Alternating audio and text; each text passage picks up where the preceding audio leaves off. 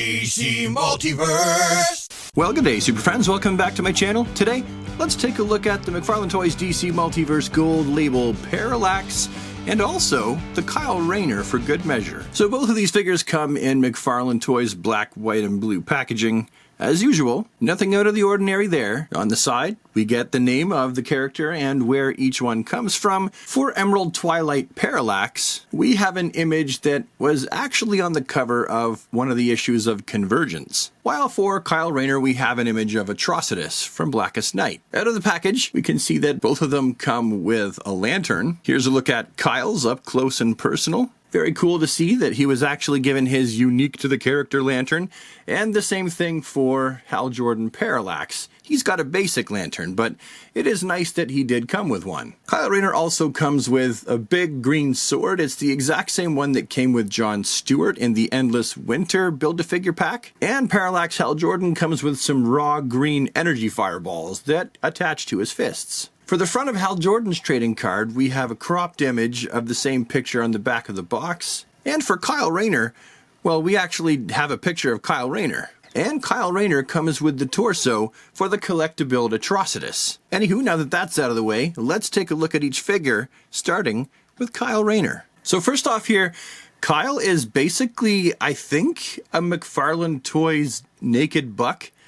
In other words, I feel like this body buck will probably be used multiple times for multiple characters. And, you know, I honestly don't mind that. I feel like, you know, the proportions are okay with this guy. And it is kind of interesting that if I just try to zoom in a little bit here and not lose it, it looks like he's wearing a sweater though. But I do get what they're doing with it, and it is nice to see some texture rather than nuns. Whoa, look at them buns! I said nuns because I saw his butt and thought buns. The lantern emblem on his chest is painted on really nicely. This is perfectly acceptable as far as I'm concerned. And I think it's actually one of the first times that they haven't sculpted the emblem onto the figure. I will say that I do kind of wish he was a darker shade of green. I mean, this is really, really light. The ring is sculpted really nicely on his fingers, so that's good. And he does have the shaped ankle rounded hinges that, you know, again, I'm really happy that Todd is going this way with his figures. Although I will point out, and you will see during the articulation, that one of these ankles is really, really wiggly.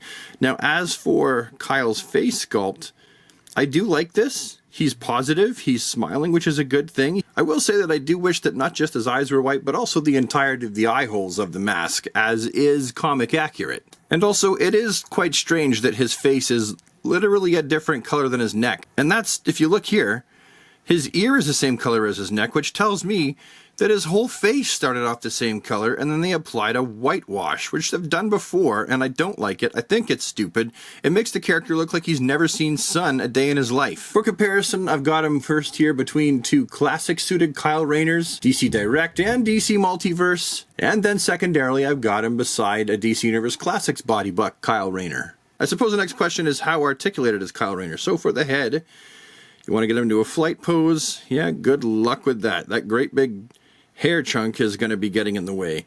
It does something, but really, that's not, for a flight figure, that's really not very good. And I don't want to push too hard on account of the fact that the neck is a separate sculpted piece attached to the top of his suit here. When we combine it with his torso, which obviously gets 360, it goes forward, I suppose that's okay, back, let's combine it with that. Oh, we got to get the waist involved too. So that's a forward-facing flight pose. Let's lay off on the waist a little bit and just use the torso. Well, I suppose that could be worse, but that's not ideal. And when you push that piece of articulation all the way, you got this line right here, which also is kind of unsightly. For people like me, I'm not going to notice that, but those of you who do action figure photography, you might, and it might become a bit of a nuisance. Inside here, the rounded hinges, it's actually the green plastic instead of black with the socket, and the body has been cut out in such a way that they've tried to make the socket as useful as possible, so I got to give them cred for that. You know, full better than a T pose. Yeah. So that's good. That's all right. And then we have the biceps, 360, crunchy double jointeds. They're very nice. And of course, the rounded hinge in the wrist does exactly what we No, it will. Oh, this one's kind of gummy and sticky. Oh, the wrists are gummy and sticky. Okay, that didn't want to move at first. So that's not too bad. And then, of course, down here, and you get, oh, well, you do get some of this kind of roundy motion. The approximation of a thigh cut with Kyle Rayner. They don't always have that. And, of course, it's going to have a full range of motion all the way around because McFarlane legs up here usually do have pretty good articulation.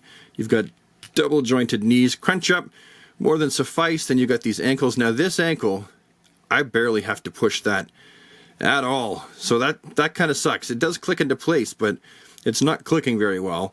But of course, rounded hinge, pivoty ankle, and toe crunchy articulation. So that's Kyle Rayner. Now let's move on to Hal Jordan's Parallax. One of those figures that I didn't know how bad I wanted, and then I saw it, and I pretty much pooped my drawers. The deets on this guy are, I think, a little bit different than what we've seen in the comics. I think that this version of Parallax is probably the closest we're going to get to a representation in the comics of what this figure's design is based off of. So it does seem that when it comes to that sort of chest area here, that Todd's design team, or Todd himself, has taken a little bit of liberty in sort of putting his own little spin on it. You got those big shoulder pauldrons. That's one of the things that really makes up the look of Parallax. It just makes him look more authoritative. And overall, he is a really nice tone of green. I actually really like this. It's not, you know, too in your face. It's a little bit muted, but it works, definitely. The silver accents look really good with the black here. You've got the striping here. I love these big boots. These look fantastic. These are a really great design. And the fists are kind of neat because, as you can see, they're sort of translucent.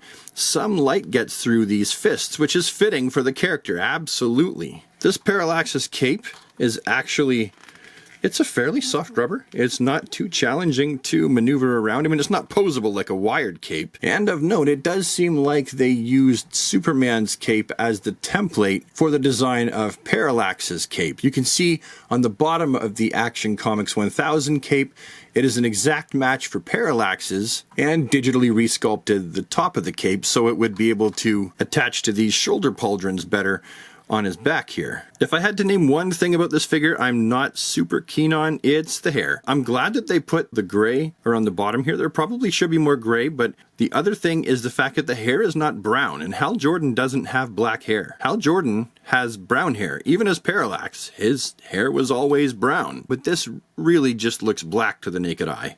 But the actual face sculpt itself and the mask they're probably one of McFarlane's best attempts at a character's face. I think that this looks really, really fantastic. I really love this guy's face sculpt. So I can just honestly repaint the hair the proper brown color and add the gray highlights myself. Now, I don't have any other Parallaxes to compare him to except for this one from Total Justice. I never did get the DC Direct version. Great looking figure. But I do have a few Hal Jordans to compare him to. One of them being the DC Multiverse and the other one being the DC Essentials. And as you can see, just having him next to the Hal Jordan figure here from DC Multiverse, he towers above him. Some may call that a scale issue. I'm okay with it. I'm not too bothered by it. And finally, for his articulation, he's got torso articulation. You're not going to want to move it too much just because like, it's very obvious it's a piece of articulation. Like, it doesn't look that great when you move the torso over top of his abs area. But it is very articulated. It can go down a little bit better than the average, and back not so great. But it does, like, altogether, that is a pretty no, I guess it goes back actually pretty good. And then side to side, we have the waist. That's going to be 360. And the head. What is the head? Oh, I ripped his head off. I suppose while we're here, we might as well see what he looks like with the other head. Ooh, that's bad. It's too big, and there's no neck. Ew. All right, so that tells you what we're going to get for head articulation. Every other way is great, but if you want to get him in a flight pose, just like with Kyle Rayner here, we're going to have to really incorporate the rest of those pieces of articulation. That's not too bad, actually. He can't look super straight ahead, but that's not a terrible flight pose. That's all right. You can see down his trunks when you really fully utilize the articulation points, and you can see up into his torso, but don't expect to get his arms really into a super flight pose, at least not the arms straight out ahead, because these shoulder pauldrons get in the way. It is what it is. What do you want?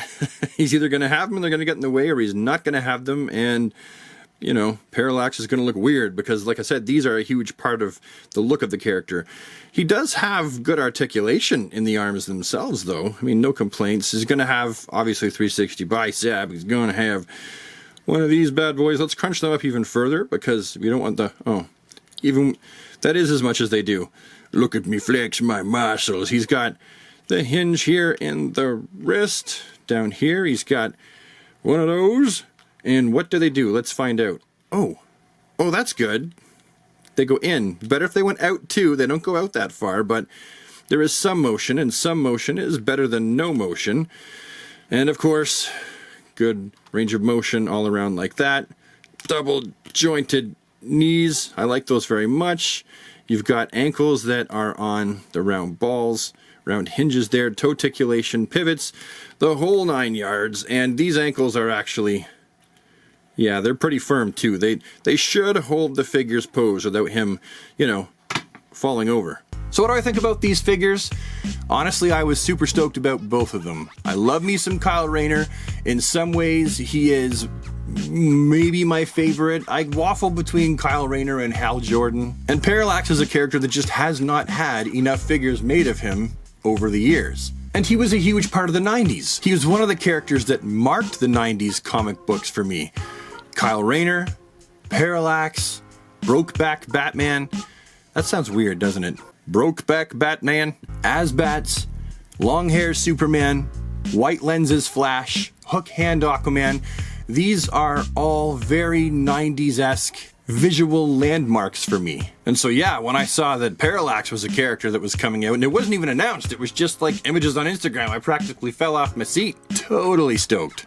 So yeah, I'm definitely satisfied with both of them. And going forward, there's just so much good stuff coming out that Todd really is doing a fantastic job with the license. But anyway, that is my 2 cents on these two figures. Hopefully you found this review to be an interesting, insightful, useful, entertaining waste of time.